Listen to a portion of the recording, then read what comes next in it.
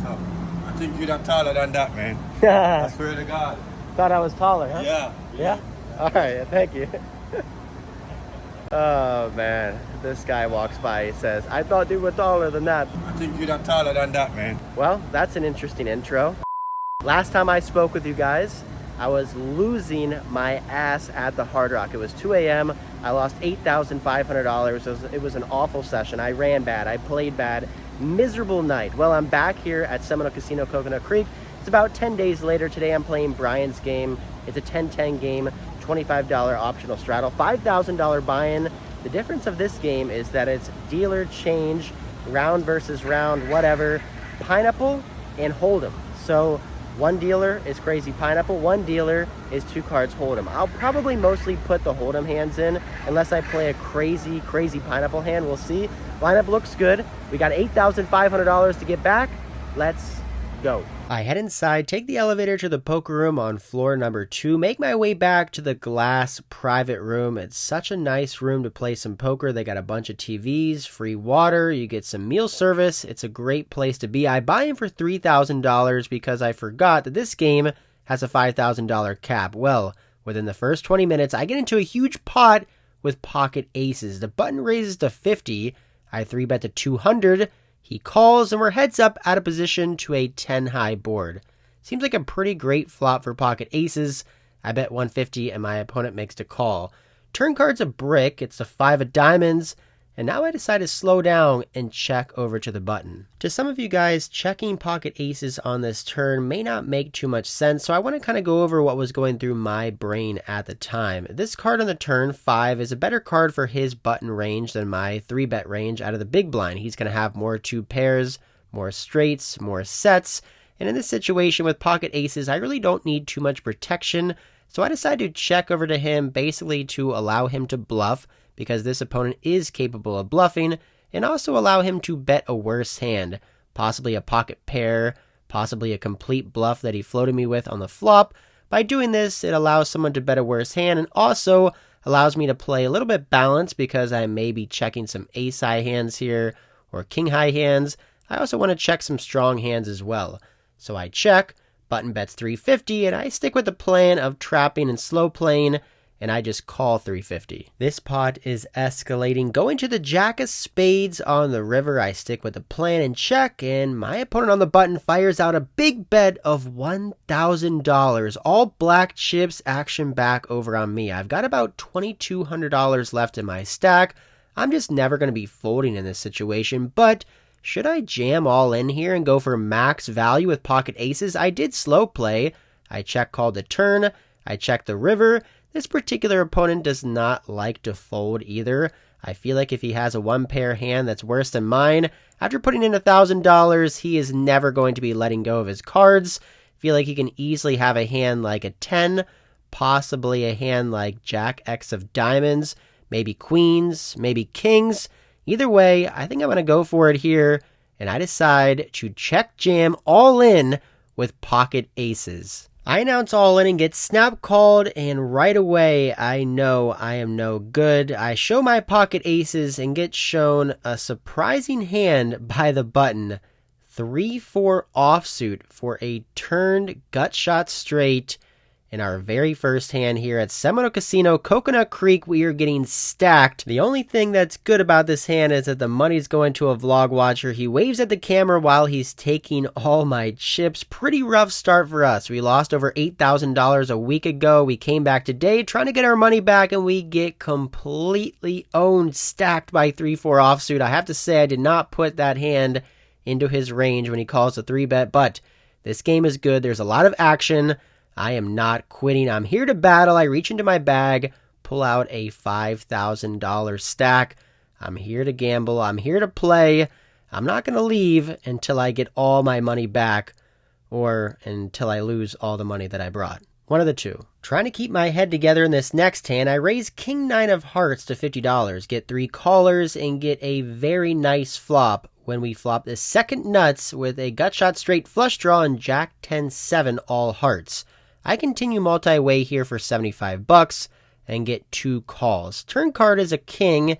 I continue now for a $200 bet. I'm just looking for calls here Don't want to bet too big and scare any of my opponents away, and I do end up getting one call and one fold. Heads up to the river, which is a queen. Now any ace will make a straight, and I decided to go big, targeting possibly smaller flushes, ace-x hands for straights, and I bet $700. For me, if I lose a huge pot, I try to get my money back as quick as possible. If I get called here, I'll have gotten back about half the money I lost with pocket aces, but I don't get called. My opponent folds, I show the 9 of hearts, and take down a medium-sized pot. It's nice to have chips going my way, but it does still hurt. Ace is cracked. Kind of hard to get that bad taste out of your mouth. I'm still down around $2,500 on the day. Feeling slightly better after winning that hand, I get dealt in a pocket pair on the button. The guy who stacked me earlier with 3-4 offsuit, when I had aces, raises to 50. I call looking for a set. Big blind calls, under the gun +1 calls, and we go 4 ways to Jack 5-4 with 2 diamonds. Bottom set for us. Is this the pot where we get it all back and maybe more? Early position player checks, under the gun +1 checks. Initial raiser bets out $80. Feel like there is somewhat of a dynamic here between us. He cracked my pocket aces. He may think I'm steaming. I'm going to raise this one up right away. I make it $325. Back over to my opponent, who makes the call. When I'm running bad or losing, I tend to always think of the negative. Whenever I was called here for $325, I just thought to myself, man, he's probably going to get there with a flush, a bigger set, or a straight. But when the turn card's another 4, giving me quads, all those feelings of doubt immediately vanish. My opponent checks. I feel like this is a good spot to continue to bet. This 4 shouldn't help me at all. If he does have a jack, an overpair, the nut flush draw, a straight and flush draw, he's probably going to call a pretty big bet, so I fire out $450, and my opponent is too good. He's not giving any more money back to me. He folds, and of course, I got to show my hand to the table. They changed this though, that's so fun. Nice. Not bad. Can somebody request different Oh stations? my God. Let Not the bad. force be with you. Wait. I'm learning. Learning for me. It does look like things are somewhat looking up, but over the next 2 hours, I basically lose every single hand I play. I'm not exaggerating here. Every time I put money in the pot, it's just not coming back to me. Between playing the bomb pots, playing the rounds of pineapple, I'm now in the game for $10,000, sitting with around $6,000 in my stack. Feels like everything I do is just not working. I can't get anything going, and it's a pretty rough day of poker. As I mentioned in the intro, we are playing one round of Crazy Pineapple, and I get a good 3 cards here. Ace, Ace 5 with 1 suit. There's a raise in the small blind to 150. I 3-bet the big blind to 300, and my opponent calls. So we're heads up here in position to 10-4 deuce rainbow. Pocket aces seems pretty good on this board. I'm obviously going to be discarding my 5 of clubs. I give it back to the dealer, and then I announce a bet of $200. Unfortunately, I do now get check raised to $700 by my opponent. And the reason I say unfortunately is because I don't think this opponent in the small blind is going to be getting out of line versus me very often in a 3-bet pot on this particular board. So it is possible he could have me beat. But I call because I also think he can have jacks, queens, or kings as well. Turn card 8 of spades doesn't improve me. And now the small blind fires out for a huge bet of $1,400. And now I have a decision to make. Like I said before, I don't feel like my opponent's getting out of line very often versus me. He probably has 2 pair minimum here. It's definitely possible he could have pocket 10s for top set. I mentioned that on the flop, it's possible he could have an overpair like jacks, queens, and kings. That's worse than mine. But now after he bets $1,400, after he gets called on the flop in a 3-bet pot, I basically just take that kind of hand out of his range. Just think I'm beat here. It's pretty frustrating. I'm going to lose with pocket aces again. I'm also not very comfortable with this pineapple game. There's definitely a lot more combinations of 2 pairs. 1 pair of hands become less strong, so I let my pocket aces go. My opponent does not show his cards, so I will never know if it was a good fold or a bad fold. Another hour and a half goes by. We're back on the round of pineapple, and I get dealt in another pretty hand. Aces for the 3rd time today. With a suit, I raise to $75 and get 3 callers. We are 4 ways. Let's see if we can finally win with pocket aces today, and I think this might be our flop. Ace 10-3 rainbow, top set for us. Checks over to me. We're multi-way, in a pineapple hand where everyone has 3 cards. Definitely a hand I want to be betting with. I may get $125, and unfortunately for me, even though I'm multi-way with 3 cards, I get 0 action. Every single player snap folds. We win around $200 worth of profit. That's not going to get us out of the hole on the day. We're still stuck thousands of dollars. I play another 2 hours, lose some bomb pots, lose some hold'em hands, and lose some pineapple hands, and eventually call it a night, head to the cage, and cash out. Well, that was pretty nasty. Ended up losing almost $5,000 at Seminole Casino Coconut Creek, coming right off an $8,000 loss. The vlog before, we're on like a $14,000 downswing on this vlog.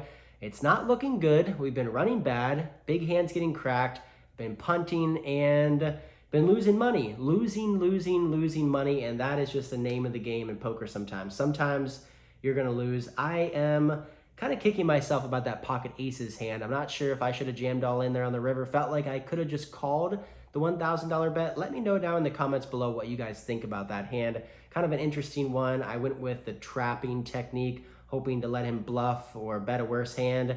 And really, I was just trapping myself when he had turned a straight. But I don't know, tough to be results oriented. If I would have had the best hand, probably wouldn't even be thinking about it anymore. But that does lead me into a point that I want to kind of discuss or talk about, because I am in somewhat of a downswing, somewhat of a time period that is somewhat rough mentally, and that is the mental game in poker. The mental game in poker is super important. I think having a strong mental attitude and mental toughness when you're trying to play poker for a living, or even if you're trying to play poker recreationally, is one of the most important things. You have skill, strategy, patience, discipline, creativity, all these things that combine to make you a really good poker player. But I feel like the mental toughness part, or the mental game, is also very, very important. So when you're going through these bad times, when you're going through these downswings, when you're losing day after day after day, how do you respond mentally? How are you able to recover and come back the next day and try to play well? Are you punting off your stack more? Are you playing worse when you're losing? Are you playing way too many hours and you're exhausted and you're tired? Are you bluffing too much? Are you hero folding too much? All these kind of things really matter if you're trying to win in the game of poker. Poker is so easy when you're winning. When you go in there and you win $1,000, or you win $500, or you win $4,000, it's very easy to play poker then. What's super tough is when you lose, you come back the next day and you lose again, you take 2 days off and you come back and you lose again. That is one of the most rough things in poker. I've been playing now for almost 6 years, and some of the things that I tell myself that maybe you guys could use if you are going through some of these down periods, trying to work on your mental game, is this has happened before and I've been able to get out of it. If you have been playing poker for a while, I'm sure you have gone through downswings, then you've gone back up through an upswing. And I try to tell myself when I'm going through these downswings, I've lost $14,000 over 2 sessions, is that this has happened before. I've gone on a $14,000 downswing and I've come out of it. I've gone on a $20,000 downswing. I've lost $30,000 and I've always come out of it at the end. So trying to reassure myself that, okay, this is bad, this is annoying, this is a lot of money to lose, but I've gone through this before and I've come out of it. Another thing to try to think about is, are you playing your best game? If you're losing, are you able to continue to play your best game? If you're not, you got to take some time off. I talked before a couple months ago about escalating tilt, kind of a word that I came up with, which is when you let the previous sessions from the month or the week influence your actions while you're playing your session at hand. So let's say you've been losing for the entire month. You're down $4,000. You've been running bad, your ace has been getting cracked, your bluffs haven't been getting through, and you come in and you're put in a really tough spot. You know you should fold, but you call anyway because you're pissed off and you lose more money. That is escalating tilt. You let the previous sessions influence your actions on that particular hand. And I feel like that's very important with the mental game in poker. You have to come in, every session is a new session. Just because you lost $10,000 a day before, it's a new session today. It's a fresh session. Try to get your head right. If you're not playing good, don't play poker at all. I mean, I try to go over these things, but obviously it's very tough. I tilt, I play hands bad, I make huge mistakes, and I'm really trying to work on my mental game. I'm trying to get better, and hopefully by you guys watching me make mistakes, maybe you guys won't make the mistakes yourself. Either way, it's been a pretty rough couple of days, but it kind of makes it better that I'm able to vent and rant to the camera. It's like I have a huge audience to be able to put my head on their shoulder. Like, you guys are there for me. You're there for me when I win. You're there for me when I lose, some of you. And it definitely feels better that at least if I'm losing, I can share it with you guys. And either way, I am going to call it a night on this one. Hope you guys enjoyed this one. Please like, comment, subscribe. More videos just like this to come. And until next time, I'll see ya.